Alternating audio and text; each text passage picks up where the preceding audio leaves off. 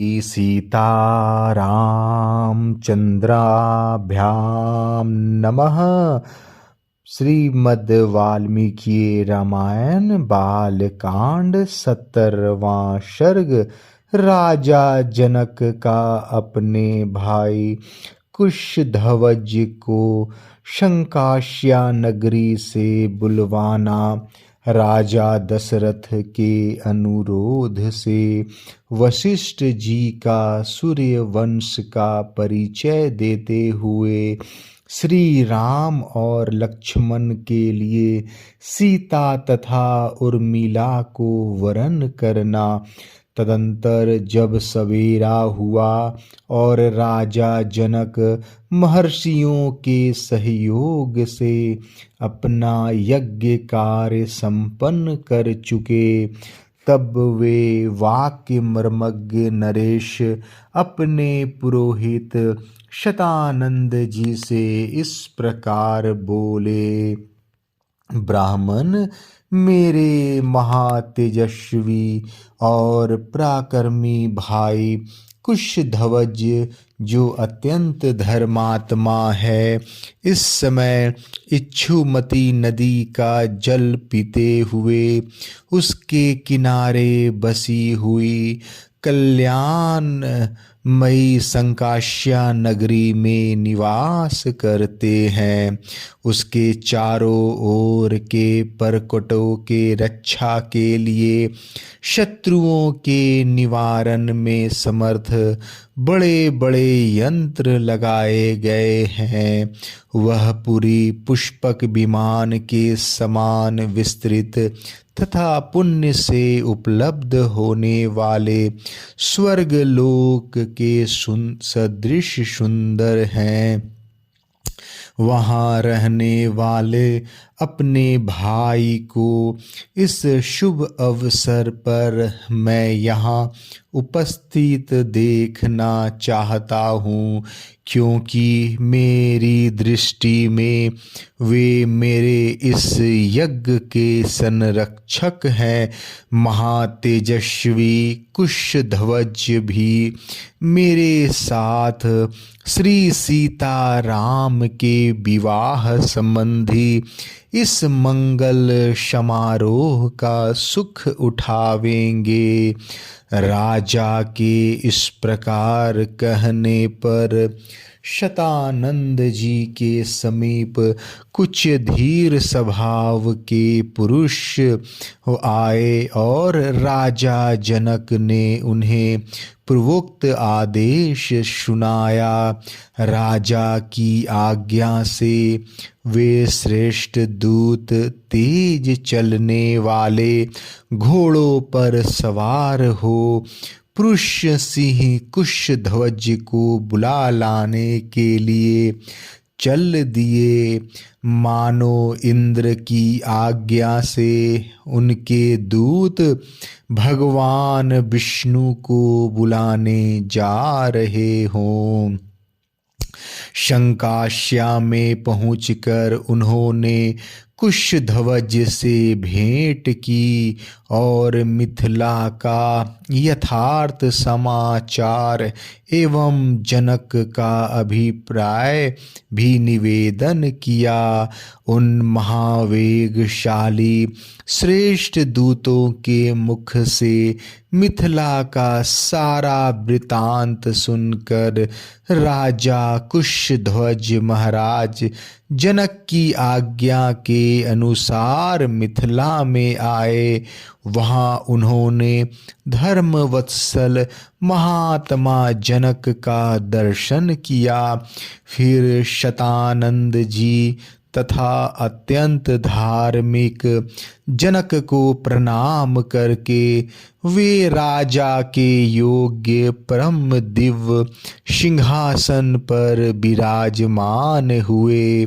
सिंहासन पर बैठे हुए उन दोनों अमित तेजस्वी वीर बंधुओं ने मंत्री प्रवर सुदामन को भेजा और कहा, मंत्रीवर आप शीघ्र ही अमित तेजस्वी इक्ष्वाकु कुलभूषण महाराज दशरथ के पास जाइए और पुत्रों तथा मंत्रियों सहित उन दुर्जय नरेश को यहाँ बुला लाइए। आज्ञा पाकर मंत्री सुदामन महाराज दशरथ के खेमे में जाकर रघुकुल की कीर्ति बढ़ाने वाले उन नरेश से मिले और मस्तक झुकाकर उन्हें प्रणाम करने के पश्चात इस प्रकार बोले, वीर अयोध्या नरेश, मिथिलापति विदेहराज जनक इस समय उपाध्याय और पुरोहित सहित आपका दर्शन करना चाहते हैं। मंत्री वर सुदामन की बात सुनकर राजा दशरथ ऋषियों और बंधु बांधवों के साथ उस स्थान पर गए जहाँ राजा जनक विद्यमान थे। मंत्री उपाध्याय और भाई बंधुओं सहित राजा दशरथ, जो बोलने की कला जानने वाले विद्वानों में श्रेष्ठ थे, विदेहराज जनक से इस प्रकार बोले, महाराज आपको तो विदित ही होगा कि इक्ष्वाकु कुल के देवता ये महर्षि वशिष्ठ हैं। हमारे यहाँ सभी कार्यों में भगवान वशिष्ठ मुनि ही कर्तव्य का उपदेश करते हैं और इन्हीं की आज्ञा का पालन किया जाता है। यदि संपूर्ण महर्षियों सहित विश्वामित्र जी की आज्ञा हो तो धर्मात्मा वशिष्ठ ही पहले मेरी कुल परंपरा का क्रमशः परिचय देंगे। यूं कहकर जब राजा दशरथ चुप हो गए तब वाग्वेता भगवान वशिष्ठ मुनि पुरोहित सहित विदेहराज से इस प्रकार बोले, ब्रह्मा जी की उत्पत्ति का कारण अव्यक्त है। हे ये स्वयंभू हैं, नित्य शाश्वत और अविनाशी हैं। उनसे मरीचि का उत्पत्ति हुई। मरीचि के पुत्र कश्यप हैं। कश्यप से विवस्वा का और विवस्वान से वैवस्त मनु का जन्म हुआ।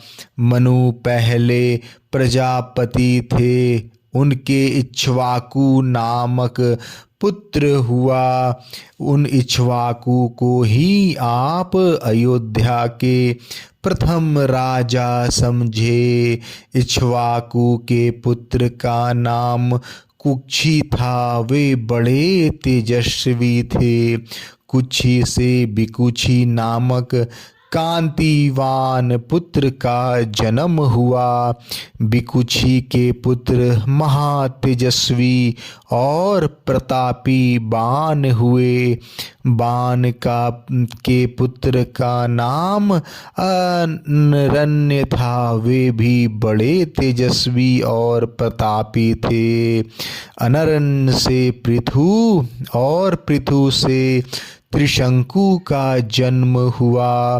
त्रिशंकु के पुत्र महायशस्वी धुंधुमार थे। धुंधुमार से महातेजस्वी महारथी युवानाश्व का जन्म हुआ। युवनाश्व के पुत्र मंधाता हुए। जो समस्त भूमंडल के स्वामी थे। मंधाता से सुसंधि नामक कांतिवान पुत्र का जन्म हुआ। सुसंधि के भी 2 पुत्र हुए, ध्रुव संधि और प्रसेनजित। ध्रुव संधि से भरत नामक यशस्वी पुत्र का जन्म हुआ। भरत से महातेजस्वी असित की उत्पत्ति हुई। राजा असित के साथ है ताल, जंग और शश बुद्धि बिंदु, इन 3 राजवंशों के लोग शत्रुता रखने लगे थे। युद्ध में इन 3 शत्रुओं का सामना करते हुए राजा असित प्रवासी हो गए। वे अपने 2 रानियों के साथ हिमालय पर आकर रहने लगे। राजा असित के पास बहुत थोड़ी सेना शेष रह गई थी। वे हिमालय पर ही मृत्यु को प्राप्त हो गए। उस समय उनकी दोनों रानियां गर्भवती थी, ऐसा सुना गया है। उनमें से एक रानी ने अपने शौत का गर्भ नष्ट करने के लिए उसे विषयुक्त भोजन दे दिया। उस समय उस रमणीय एवं श्रेष्ठ पर्वत पर भृगुकुल में उत्पन्न हुए महामुनि च्यवन तपस्या में लगे थे। हिमालय पर ही उनका आश्रम था। उन दोनों रानियों में से एक, जिसे जहर दिया गया था, कालिंदी नाम से प्रसिद्ध थी। विकसित कमल दल के समान नेत्रों वाली महाभागा कालिंदी एवं एक उत्तम पुत्र पाने की इच्छा रखती थी। उसने देवतुल्य तेजस्वी भृगुनंदन च्यवन के पास जाकर उन्हें प्रणाम किया। उस समय ब्रह्मर्षि च्यवन ने पुत्र की अभिलाषा रखने वाली कालिंदी से पुत्र जन्म के विषय में कहा। महाभागे, तुम्हारे उदर में एक महान बलवान महातेजस्वी और पराक्रमी उत्तम पुत्र है। वह कांतिमान बालक थोड़े ही दिनों में गर जहर के साथ उत्पन्न होगा। अतः कमल लोचने, तुम पुत्र के लिए चिंता न करो। वह विधवा राजकुमारी कालिंदी बड़ी पतिव्रता थी। महर्षि च्यवन को नमस्कार करके वह देवी अपने आश्रम पर लौट आई। फिर समय आने पर उसने एक पुत्र को जन्म दिया। उसकी सौतन ने उसके गर्भ को नष्ट कर देने के लिए जो गर्भ विष दिया था, उसके साथ ही उत्पन्न होने के कारण वह राजकुमार सगर नाम से विख्यात हुआ। सगर के पुत्र असमंज और असमंज के पुत्र अंशुमान हुए। अंशुमान के पुत्र दिलीप और दिलीप के पुत्र भागीरथ हुए। भागीरथ से ककुतस्थ और ककुतस्थ से रघु का जन्म हुआ। रघु के तेजस्वी पुत्र प्रवृद्ध हुए, जो शाप से राक्षस हो गए थे। वे ही कलमाशपाद नाम से भी प्रसिद्ध हुए थे। उनसे शंख नामक पुत्र का जन्म हुआ। शंख के पुत्र सुदर्शन और सुदर्शन के अग्निवर्ण हुए। अग्निवर्ण के शीघ्रग और शीघ्रग के पुत्र मरु थे। मरु से परशु शुक्र और परशु शुक्र से अम्बरीश की उत्पत्ति हुई। अम्बरीश के पुत्र राजा नहुष हुए। नहुष के ययाति और ययाति के पुत्र नाभाग थे। नाभाग के अज हुए। अज से दशरथ का जन्म हुआ। इन्हीं महाराज दशरथ से ये दोनों भाई श्री राम और लक्ष्मण उत्पन्न हुए। इक्ष्वाकु कुल में उत्पन्न हुए। राजाओं का वंश आदि काल से ही शुद्ध रहा है।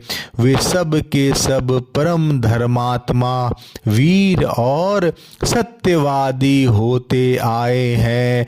नर श्रेष्ठ नरेश्वर इस इक्ष्वाकु कुल में उत्पन्न हुए।